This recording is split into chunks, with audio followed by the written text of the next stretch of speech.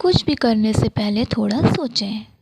एक युवक ने शादी के कुछ साल बाद पिता से कहा कि वह विदेश जाकर व्यापार करना चाहता है।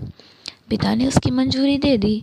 युवक अपने माँ बाप और गर्भवती पत्नी को छोड़कर व्यापार करने विदेश चला गया। उसने विदेश में कड़ी मेहनत की और धन कमाया और वह बहुत अमीर सेठ बन गया। लगभग 15 वर्ष धन कमाने में बीत गए तो उसे वापस घर लौटने की इच्छा हुई। पत्नी को पत्र लिखकर उसने आने की सूचना दी और जहाज में बैठ गया। वह सेठ कुछ दिनों बाद अपने नगर पहुंचा। नगर के एक चौराहे पर ही उसने देखा कि एक व्यक्ति एक बोर्ड के साथ खड़ा था। उस बोर्ड पर उसने लिख रखा था, बेशकीमती ज्ञान के सूत्र। सेठ ने उस व्यक्ति के पास जाकर पता किया तो उसने बताया कि मैं बेशकीमती ज्ञान के सूत्र बेच रहा हूँ। तो सेठ बोला, ठीक है, एक सूत्र मुझे भी दे दो। वह आदमी बोला, मेरे हर ज्ञान सूत्र की कीमत 100 स्वर्ण मुद्राएं हैं। सेठ को यह सौदा महंगा तो लगा, लेकिन उसने एक ज्ञान सूत्र खरीद लिया। उस व्यक्ति ने सेठ को ज्ञान का सूत्र दिया, कोई भी कार्य करने से पहले 2 मिनट रुककर सोच लेना। सेठ ने वह सूत्र अपनी डायरी में लिख लिया। सेठ को अपने घर पहुंचते पहुंचते रात हो गई। सेठ ने सोचा, इतने सालों बाद लौटा हूं तो क्यों न सीधे पत्नी के पास पहुंचकर उसे सरप्राइज़ दूं।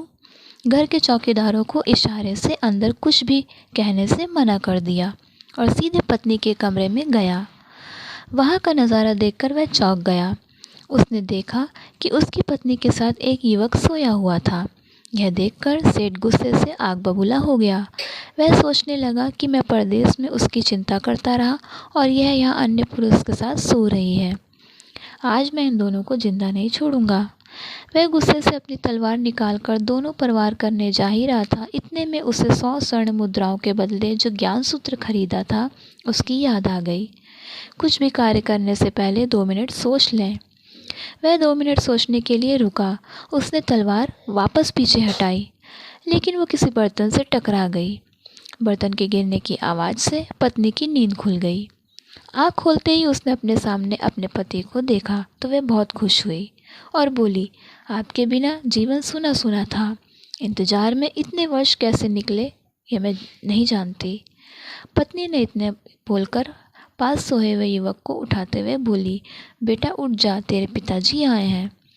युवक उठकर जैसे ही पिता को प्रणाम करने झुका तो माथे की पगड़ी सेठ के पैरों में गिर गई। उसके लंबे लंबे बाल बिखर गए। सेठ की पत्नी ने कहा, यह आपकी बेटी है, इसके सम्मान को कोई आँच न आए इसलिए मैंने इसे बचपन से ही पुत्र के समान पालन पोषण किया और संस्कार दिए हैं। यह सुनकर सेठ की आंखों में आंसू की धारा बह निकली।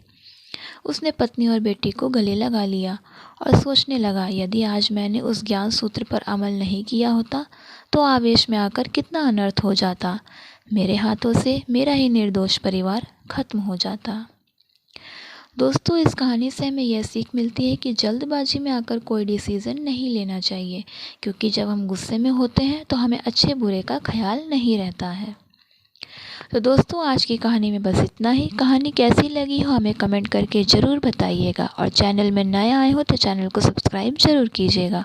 तब तक के लिए धन्यवाद।